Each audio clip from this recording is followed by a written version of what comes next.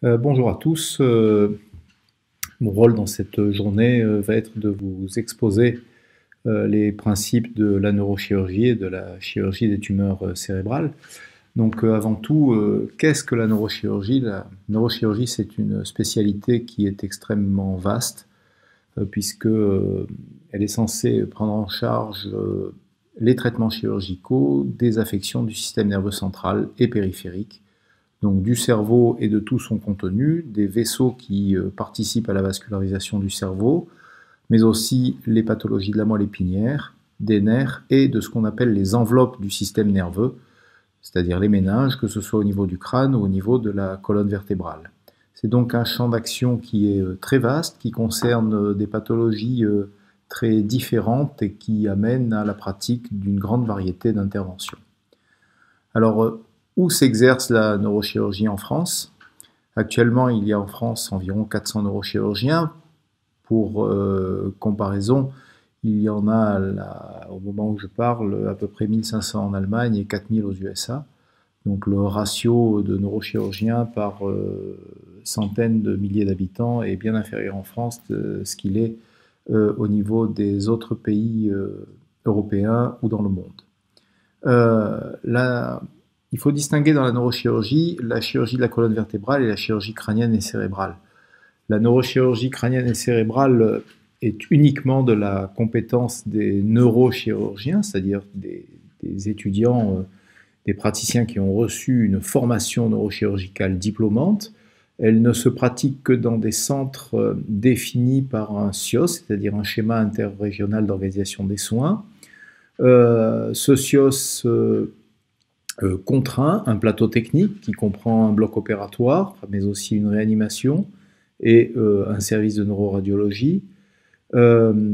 Lorsqu'une intervention neurochirurgicale est pratiquée, il faut 2 infirmières de bloc opératoire diplômées en salle. Sur le site, il faut qu'il y ait au moins 2 neurochirurgiens qui exercent. Et le volume d'activité doit dépasser au moins 50 interventions crâniennes par an pour justifier d'un maintien des compétences. Donc la neurochirurgie, compte tenu de ces contraintes relativement coûteuses, est le plus souvent exercée dans des hôpitaux publics. En France, il y a seulement 7 cliniques privées qui détiennent une autorisation de neurochirurgie, c'est qui, vous en conviendrez, est relativement peu. La chirurgie vertébrale, elle, est un petit peu moins contrainte. Elle est pratiquée par des neurochirurgiens ou des chirurgiens orthopédistes qui ont une formation en chirurgie rachidienne.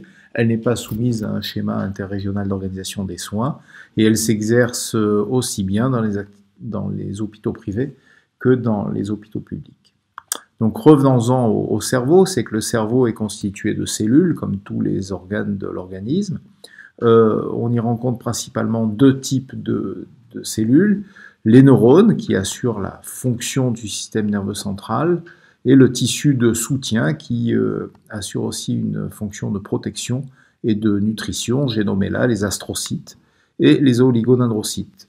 On retrouve aussi des cellules épendymères qui tapissent les ventricules, mais principalement, retenez qu'au niveau du cerveau, il y a des neurones, des astrocytes et des oligodendrocytes.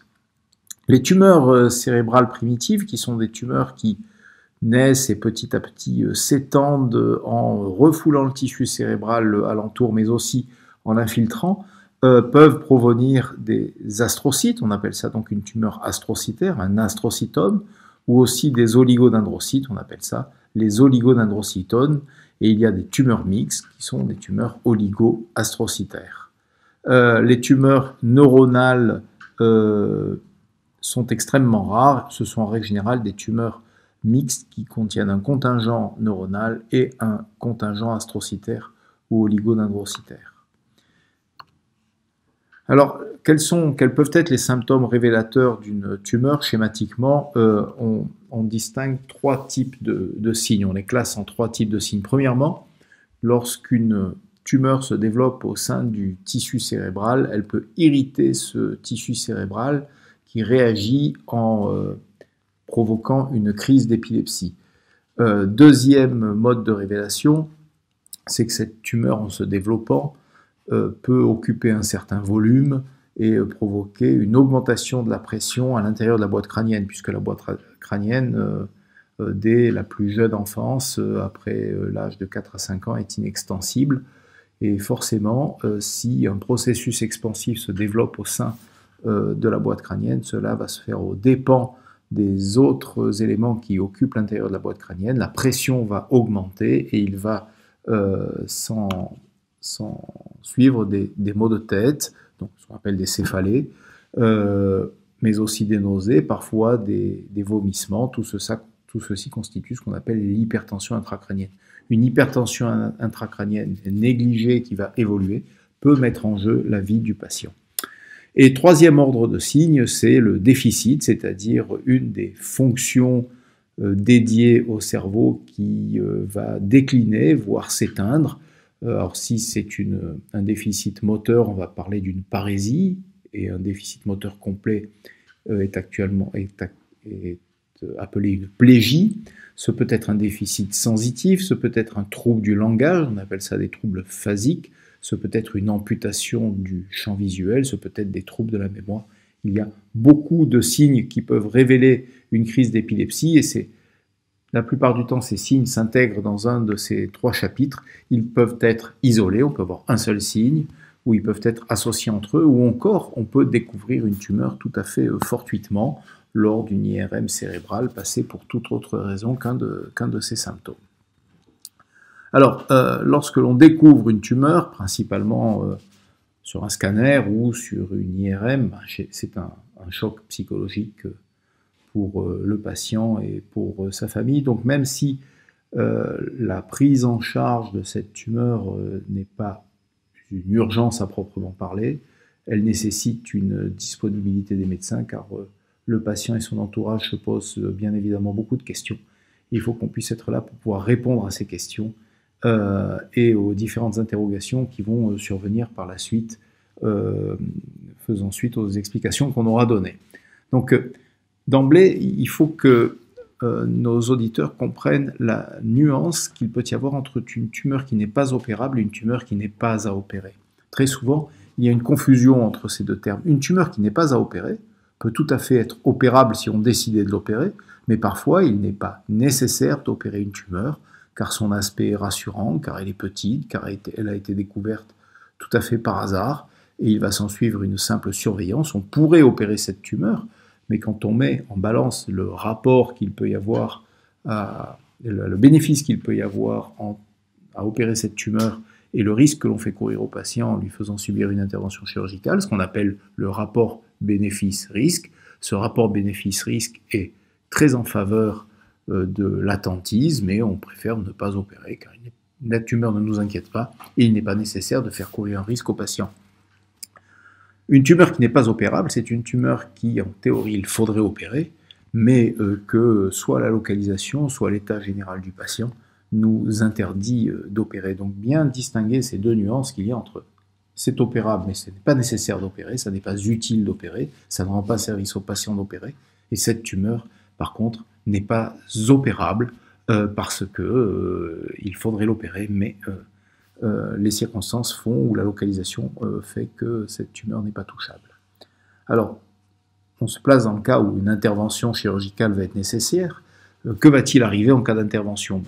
On ne décide jamais seul d'une intervention. On explique bien au patient et à son entourage quelles sont les différentes possibilités chirurgicales, les tenants et aboutissants, les objectifs de l'intervention, quels sont les objectifs que l'on se fixe, le déroulement avant l'intervention et après l'intervention, les suites opératoires et bien entendu les complications éventuelles.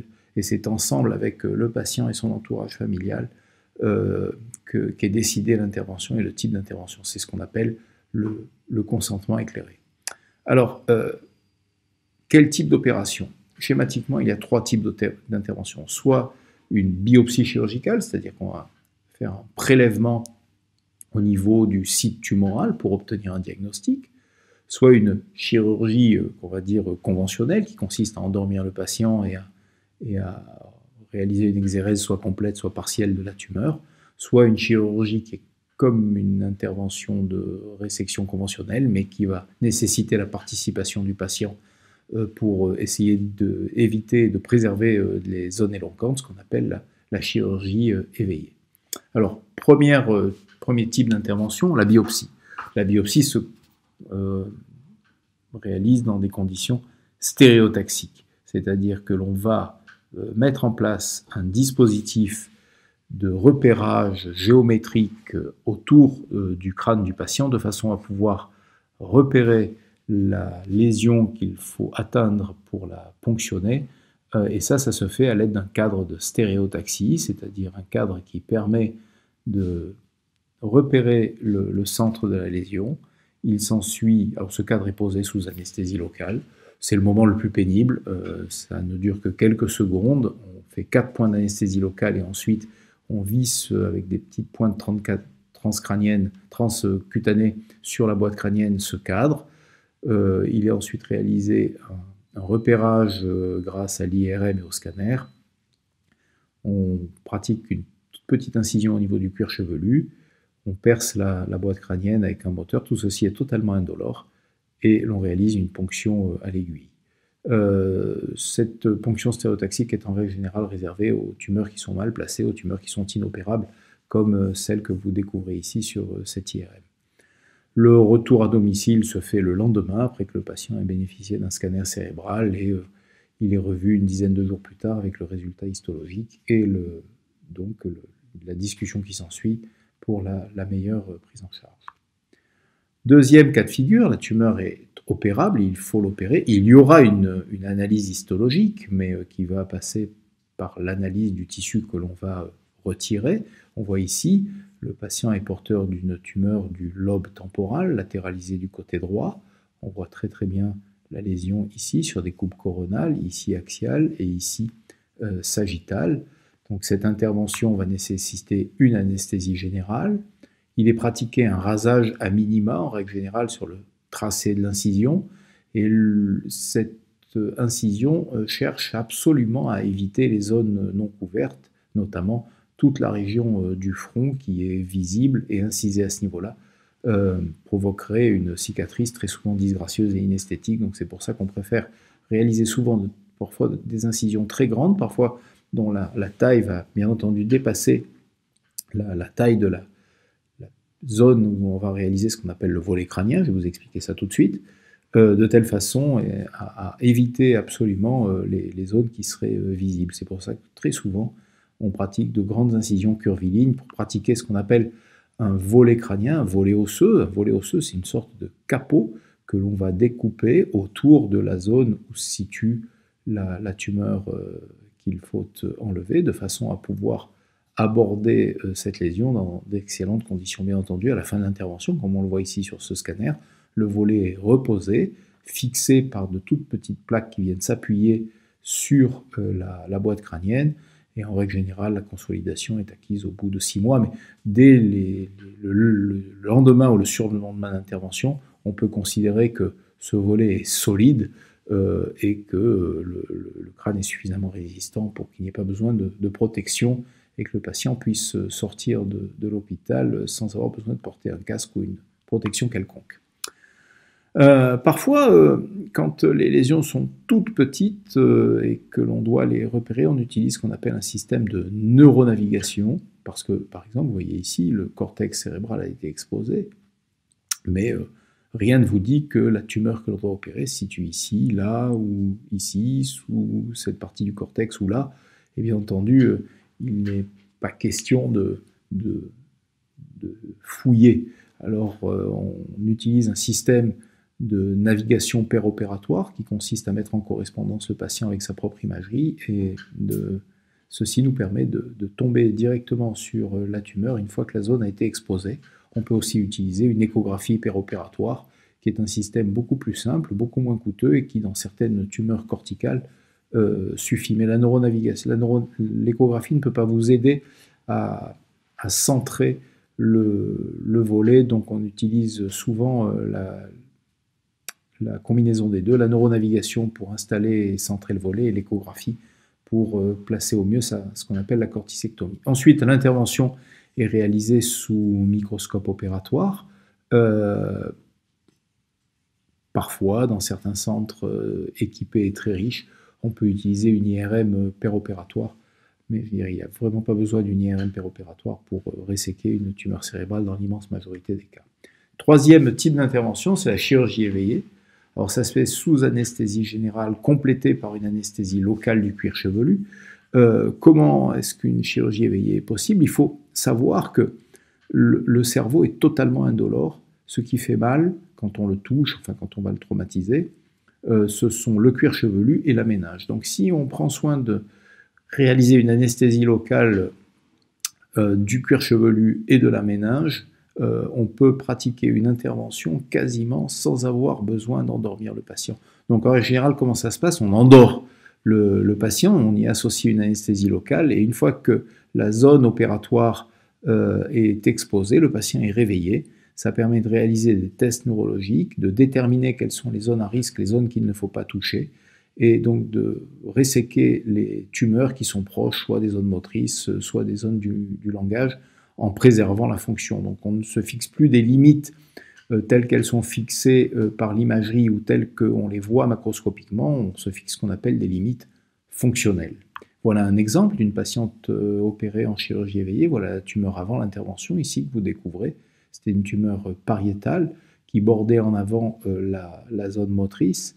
On a pu resséquer cette tumeur en totalité en faisant participer le patient à l'intervention, ce qui a permis de pouvoir réaliser une résection complète, en tout cas de ce que nous en montre l'IRM réalisé le lendemain de l'intervention, sans pour autant provoquer de déficit. Alors comment sont organisées les suites opératoires? Dans l'immense majorité des cas, les patients passent la première nuit en soins intensifs de façon à être surveillés. Pourquoi une seule nuit? Parce que dans l'immense majorité des cas, 80% des complications vont survenir dans les premières heures qui suivent l'intervention. Le lendemain, un scanner ou une IRM de contrôle seront réalisés de façon à vérifier qu'il n'y ait pas d'hématome, pas de complications qui nécessitent la poursuite d'une surveillance en soins intensifs. Le patient va être levé à J1 ou J2 et sortir entre J4 et J8 s'il est parfaitement autonome. Ça dépend beaucoup aussi du lieu de résidence et des circonstances de vie du patient. Quelqu'un qui habite à moins de 10 km de l'hôpital et qui est bien entouré va pouvoir sortir même à J3, J4, tandis que quelqu'un qui habite un peu loin ou qui vit plutôt de façon isolée va être gardé jusqu'au 8e jour post-opératoire, parce qu'on considère que même si le taux de complication est faible entre J4 et J8, s'il arrive une complication chez quelqu'un qui est bien entouré, qui n'habite pas trop loin, il aura le temps de revenir à l'hôpital, ce ne sera pas très compliqué. Par contre, s'il habite un peu loin, ça peut vite devenir compliqué, donc on préfère parfois les garder un peu plus longtemps. Les soins de pansement sont poursuivis à domicile. On leur demande d'éviter de conduire pendant une quinzaine de jours parce qu'il peut toujours y avoir un malaise, une crise d'épilepsie, et il est préférable de ne pas se retrouver au volant de sa voiture si ça survient. Par contre, on peut se déplacer comme passager, ça oui.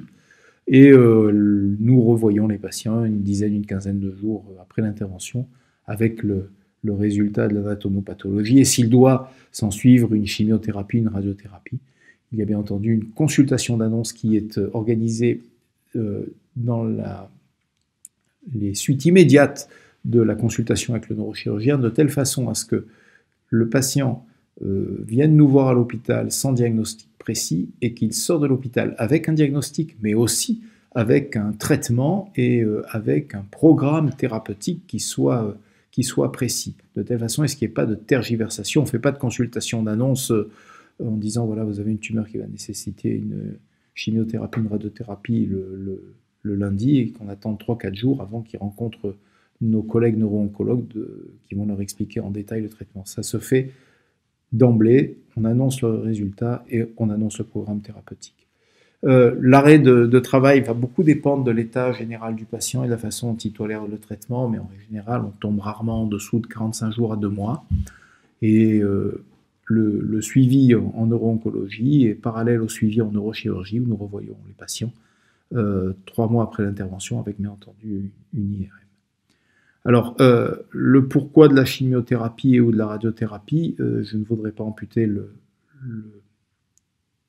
travail de nos amis neuro-oncologues. Schématiquement, c'est pour éviter la récidive. Hein.